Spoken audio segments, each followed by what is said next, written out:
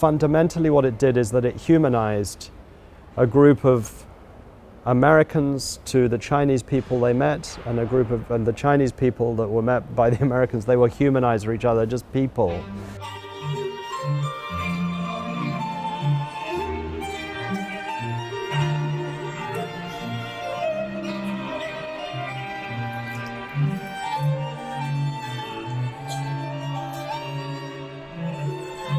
I always wanted to ask you this, but I think today is really the moment. Matías, 1973, Eugene Ormandy brought as a conductor the orchestra here to China. Yeah. I mean, for you, maybe it's hard to think about that circumstance and imagine it, let's just say 10 years earlier. But now, I really wonder if you have another extra layer of understanding about his circumstances and the cause he built and the orchestra's significance. Listen, what Mr. Ormandy did was an act of courage and faith, unlike the world had seen up to that point in the arts. Okay?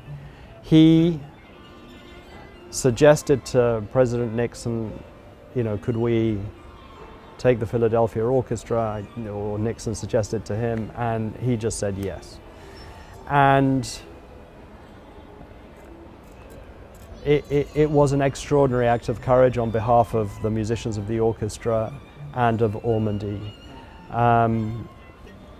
Fundamentally what it did is that it humanized a group of Americans to the Chinese people they met, and the Chinese people that were met by the Americans, they were humanized for each other, just people. And that was not the perception then. There were no smartphones. I mean, there were jet planes, but not like today.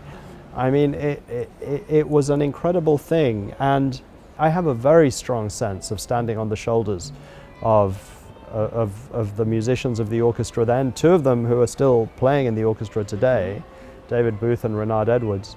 But yeah, I mean, we're standing on the shoulders of their achievements. I'm very conscious of that.